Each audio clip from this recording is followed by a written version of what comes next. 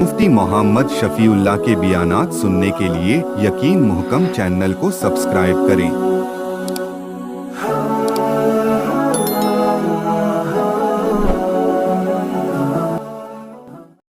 الحمدللہ وکفا وسلام علی عباده الذین اصطفا ارسلہ بالحق بشیرا ونذیرا وداعیا الی اللہ بإذنہ وسراجا منیرا۔ وقال الله تبارك وتعالى في الكلام المجيد والفرقان الحميد: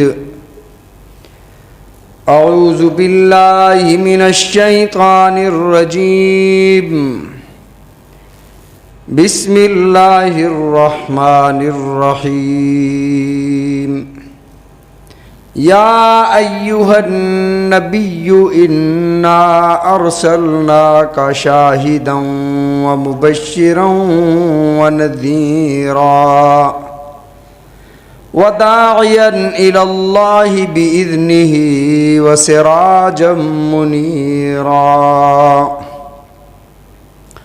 وقال الله تبارك وتعالى في مقام آخر: إنا أعطيناك الكوثر۔ وقال الله تبارك وتعالى في مقام آخر: ألم نشرح لك صدرك ووضعنا عنك وزرك الذي أنقض ظهرك ورفعنا لك ذكرك۔ وقال الله تبارك وتعالى في مقام آخر: ما ودعك ربك وما قلى وللآخرة خير لك من الأولى۔ صدق الله وصدق رسوله النبي الكريم، ونحن على ذلك لمن الشاهدين والشاكرين، والحمد لله رب العالمين۔ اللهم صل على محمد وعلى آل محمد كما صليت على إبراهيم وعلى آل إبراهيم إنك حميد مجيد۔ اللهم بارك على محمد وعلى آل محمد كما باركت على إبراهيم وعلى آل إبراهيم إنك حميد مجيد۔ حاضرین مکرم، محترم بزرگوں، دوستوں، بھائیوں، آپ حضرات کے سامنے کلام مقدس فرقان حمید سے مختلف مقامات سے چند آیات تلاوت کی۔ دعا ہے کہ رب العزت مجھے اور ہم سب کو اخلاص کے ساتھ سمجھنے کی اور قرآن مجید پر عمل کرنے کی، اپنی زندگی قرآن مجید کے مطابق گزارنے کی توفیق عطا فرمائے۔ ربیع الاول کا مہینہ ہے اور آج 12 ربیع الاول سن 1445 ہجری، مشہور قول کے مطابق 12 ربیع الاول کو یوم ولادت بھی کہا جاتا ہے، اور آج سے تقریباً 50 یا 70 سال قبل لوگ اسے 12 وفات کہتے تھے۔ اس سال بھی اسی تاریخ کو نبی علیہ الصلوۃ والسلام نے اپنی ولادت کی تاریخ متعین نہیں فرمائی کہ میری ولادت ربیع الاول کی کس تاریخ کو ہوئی۔ امت نے بعد میں تخمینے اور اندازے سے کہ عام الفیل والے سال، جس سال ابرہ اپنے ہاتھیوں کا لشکر لے کر مکہ مکرمہ بیت اللہ پر حملہ آور ہوا، اس کے تقریباً 50 یا 55 دن بعد رسول اللہ صلی اللہ علیہ وسلم کی ولادت باسعادت ہوئی، تو کہا جاتا تھا ولد رسول اللہ صلی اللہ علیہ وسلم عام الفیل، عام الفیل میں نبی علیہ الصلوۃ والسلام کی ولادت باسعادت ہوئی، ربیع الاول کے مہینے میں ہوئی، پیر کا دن تھا، لیکن تاریخ نہیں متعین کہ 12 تھی، 9 تھی، 2 تھی۔ اکثر لوگوں نے یہ کہا کہ 12 ربیع الاول کو نبی علیہ الصلوۃ والسلام کی ولادت باسعادت ہوئی، لیکن سید عبد القادر جیلانی رحمۃ اللہ علیہ غنیت الطالبین میں لکھتے ہیں کہ 2 ربیع الاول کو ہوئی، بعض کہتے ہیں 9 ربیع الاول کو ہوئی، 8 ربیع الاول کو ہوئی، اور اہل تشیع حضرات کہتے ہیں کہ 17 ربیع الاول کو آپ کی ولادت باسعادت ہوئی۔ ہر ایک کے اپنے اپنے خیالات ہیں، بہرحال زیادہ لوگ اس طرف گئے ہیں کہ 12 ربیع الاول کو ہوئی، تو اسی مناسبت سے نبی علیہ الصلوۃ والسلام کی ولادت باسعادت پر کچھ احوال عرض کروں گا۔ رسول اللہ صلی اللہ علیہ وسلم کی ولادت باسعادت ہوئی تو دنیا کا کوئی کافر آپ کی ولادت کا منکر نہیں۔ ابو جہل بھی مانتا ہے کہ آپ کی ولادت باسعادت ہوئی ہے، محمد بن عبداللہ کو سارے مانتے ہیں، محمد الرسول اللہ کی رسالت کو ماننے سے انکاری ہیں۔ جب تک آپ نے دعویٰ نبوت نہیں فرمایا، محمد بن عبداللہ رہے، تب تک کسی نے کوئی گالی نہیں دی، کسی نے کچھ نہیں کہا، بلکہ وہ لوگ اپنے فیصلے رسول اللہ صلی اللہ علیہ وسلم سے کروایا کرتے تھے، اور صادق اور امین کا لقب دے رکھا تھا۔ جب رسول اللہ صلی اللہ علیہ وسلم پر وحی آئی اور 3 سال تک آپ نے خفیہ دعوت دی، 3 سال کے بعد اللہ کا حکم ہوا فَاصْدَعْ بِمَا تُؤْمَرْ وَأَعْرِضْ عَنِ الْمُشْرِكِينَ، اے میرے محبوب صلی اللہ علیہ وسلم، اب چھپ چھپ کر دعوت دینے کا رواج ختم ہوا، اب علل اعلان آپ جا کر اللہ کی توحید کا اعلان فرمائیں۔ تو وہی لوگ جو آپ کو کل تک صادق اور امین کہتے تھے، جو آپ سے اپنے فیصلے کروایا کرتے تھے، رسول اللہ صلی اللہ علیہ وسلم نے انہی لوگوں کو انہی کے قبائل کے نام لے لے کر بلایا۔ جو عرب کا دستور تھا کہ کوئی اہم اور خاص بات کرنا ہوتی تو کسی ٹیلے پر، کسی پہاڑی پر چڑھ کر انہیں بلایا جاتا اور انہیں وہ اہم بات بتائی جاتی۔ اسی دستور کے مطابق رسول اللہ صلی اللہ علیہ وسلم صفا پہاڑی پر تشریف لے گئے۔ صفا پہاڑی پر کھڑے ہو کر آپ نے کپڑا زور زور سے ہلایا، ارد گرد کے قبائل کو آواز دی، ایک ایک قبیلے کا نام لے کر آپ نے فرمایا یا بنو عدی، یا بنو قریش، یا بنو تیم، یا بنی بکر، یا بنی فہر، ایک ایک قبیلے کا نام لے کر جب بلایا تو سارے قبائل صفا پہاڑی کے ارد گرد جمع ہوئے۔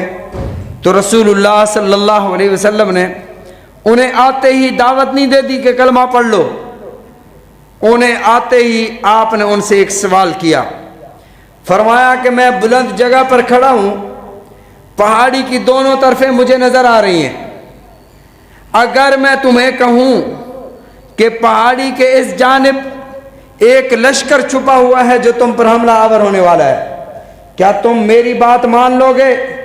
انہوں نے بیک زبان ہو کے کہا کیوں نہیں مانیں گے، نہ ماننے کی وجہ کیا ہو سکتی ہے؟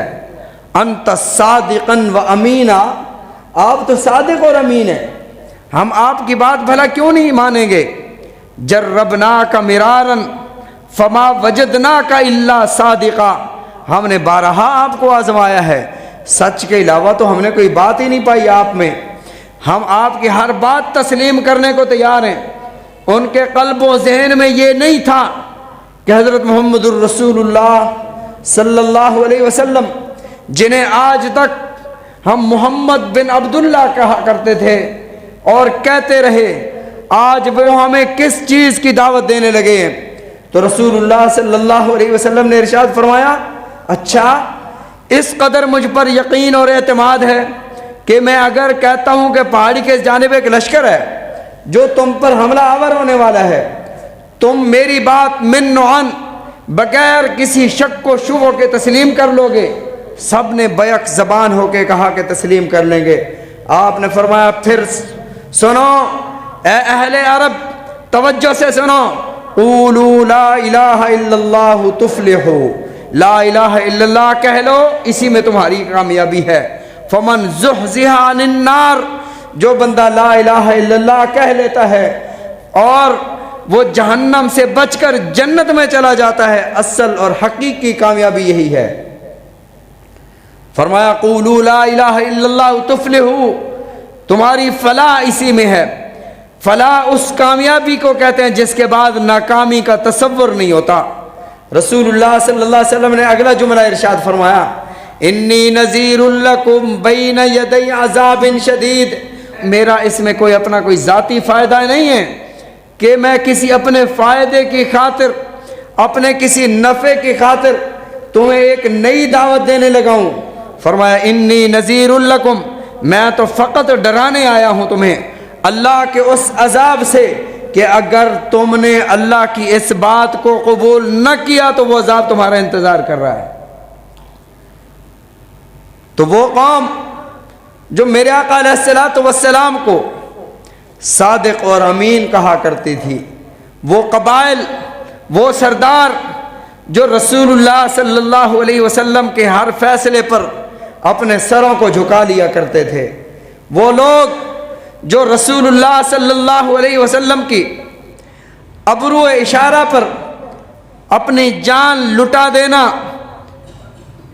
فرض سمجھتے تھے، وہی لوگ، ان میں سے ایک وہ شخص جس نے میرے آقا علیہ الصلوۃ والسلام کی ولادت پر پورے مکہ میں دودھ تقسیم کر دیا تھا، وہ شخص پتھر اٹھاتا ہے اور میرے آقا کی طرف پتھر مارتا ہے، پتھر پھینکتا ہے اور کہتا ہے تبا لک لہذا جمعتنا، اللہ نے جبرائیل کو بھیجا، میرے محبوب نے اس کی گالی کا جواب نہ دیا، اللہ نے فرمایا جبرائیل جا میرے محبوب صلی اللہ علیہ وسلم کے قلب اطہر پر یہ سورت نازل فرما دے اور میرے محبوب کو میرا یہ پیغام بتا دے کہ جنہوں نے گالی دی ہے نا ان کو اللہ یہ جواب دے رہے ہیں تبت یدا ابی لہب وتب، او تو جو الفاظ میرے محبوب کے بارے میں کہہ رہا ہے تیرے ہاتھ ٹوٹ جائیں، ما اغنا عنہ مالہ وما کسب، نہ تیرے بیٹے تیرے کام آئے نہ تیرا حسن تیرے کام آیا۔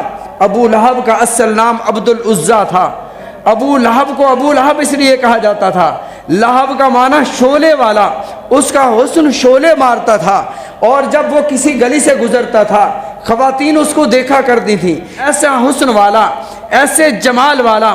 اور حسب نسب کون سا ہے؟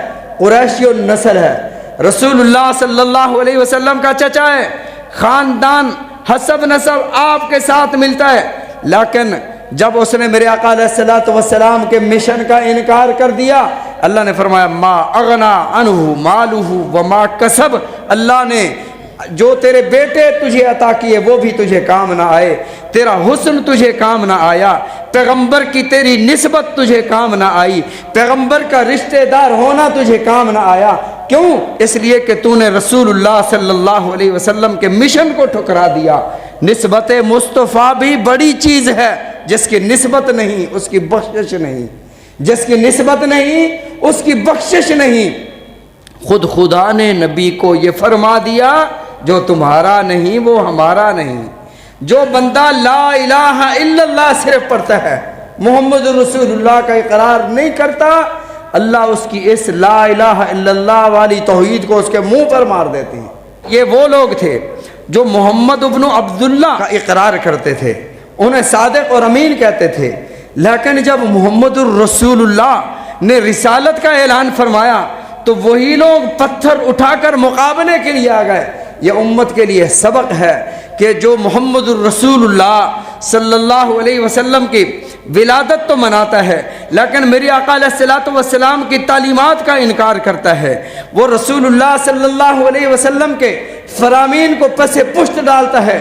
فرمایا یہ اسی طرح ہے جس نے حسب نسب کو تو مانا لیکن رسول اللہ صلی اللہ علیہ وسلم کے مشن کا انکار کر دیا، آپ کے لائے ہوئے پیغام کو پس پشت ڈال دیا۔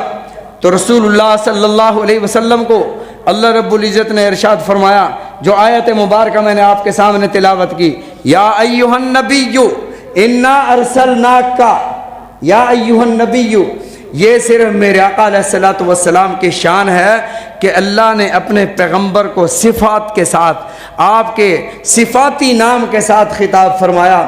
جتنے بھی پیچھے قومیں گزری، قوموں کے جتنے بھی نبی تھے، ہر نبی کو اللہ نے نام لے کر، وہ تو خدا ہے نا، وہ جیسے چاہے کسی نبی کو بلائے، کوئی اس میں چونو چرا نہیں کر سکتا، فعال لما یرید اس کی شان ہے، وہ جیسے چاہے جہاں چاہے جب چاہے کہے، کوئی اس سے پوچھنے والا نہیں ہے۔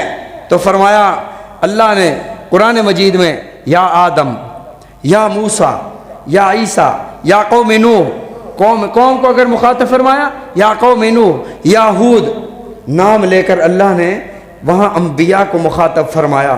میرے آقا علیہ الصلوۃ والسلام کی باری آئی، اللہ نام لے سکتے تھے لیکن یا محمد نہیں فرمایا، فرمایا یا ایھا النبی، یا ایھا المزمل، مزمل، وہ جو زملونی زملونی اللہ کے نبی صلی اللہ علیہ وسلم نے ارشاد فرمایا تھا پہلی وحی کے موقع پر، تو اللہ نے اس طرح فرمایا، اے مزمل والے، اے کملی والے، اے چادر والے میرے نبی، یا ایھا النبی، یا ایھا الرسول بلغ ما انزل الیک، یا ایھا المدثر، کبھی طٰہٰ کا کہا، کبھی یاسین کہا، نام لے کر خدا نے پکارا نہیں۔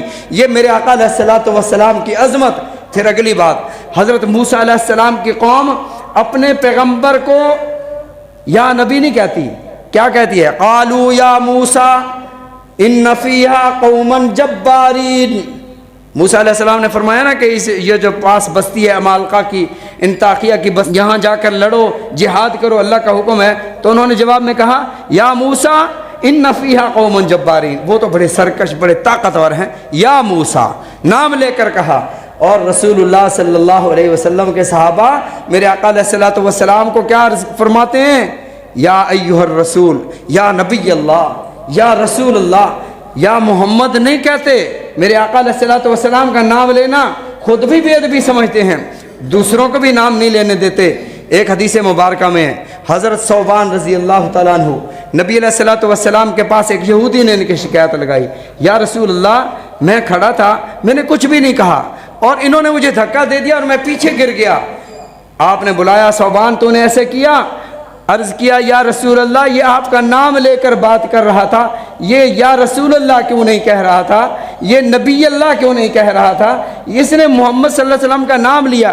آپ نے فرمایا میرے اماں نے، میری والدہ نے، میرے والد نے، میرے دادا نے میرا نام محمد رکھا ہے، اللہ نے میرا نام محمد رکھا ہے، تو کوئی بات نہیں اگر کہہ رہا تھا یا رسول اللہ یہ ہم سے برداشت نہیں ہوتا کہ ہمارے سامنے آپ کا نام لے کر یہ خطاب کریں۔ تو اللہ نے اپنے پیغمبر کا نام پورے قرآن پاک میں ایک آیت بھی ایسی نہیں جہاں اللہ نے فرمایا ہو یا محمد، یا عیسیٰ ہے، یا عیسیٰ، یا موسیٰ، یا ہود، یا نوح، یا آدم، یا ابراہیم، یا اسماعیل، یا ادریس، سارے انبیاء کے نام ہیں، لیکن میرے آقا علیہ الصلوۃ والسلام کو صفتوں سے خطاب فرمایا۔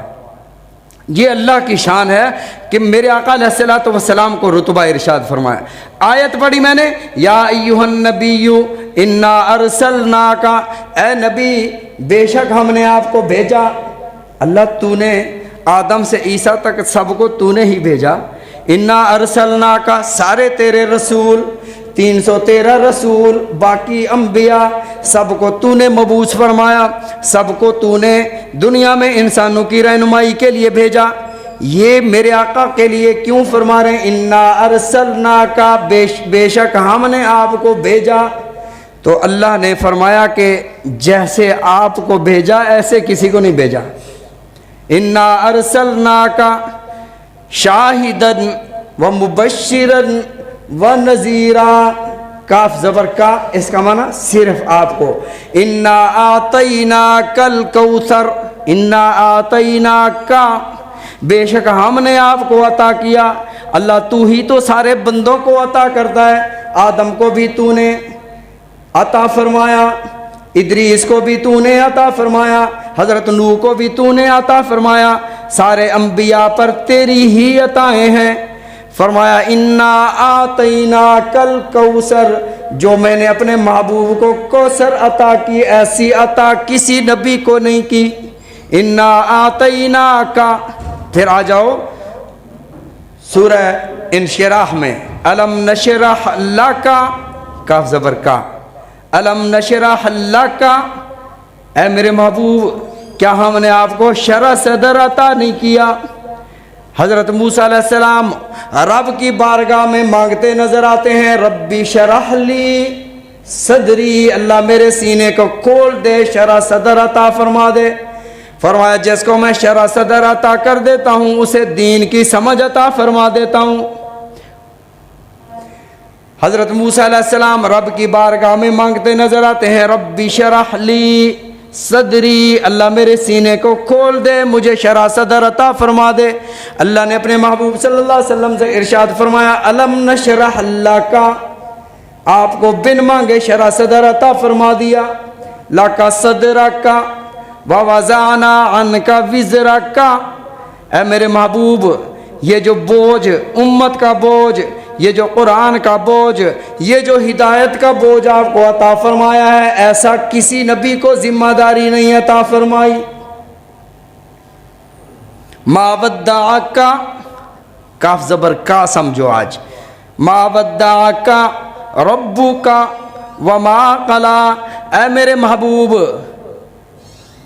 باقی انبیاء علیہم الصلاۃ والتسلیمات مانگتے بھی رہے، لیکن میری طرف سے آزمائش تھی۔ زکریا علیہ السلام کو آرے سے لوگوں نے کاٹ دیا، لیکن میری رحمت ان کے شہید ہو جانے کے بعد آخرت میں انہیں ملی۔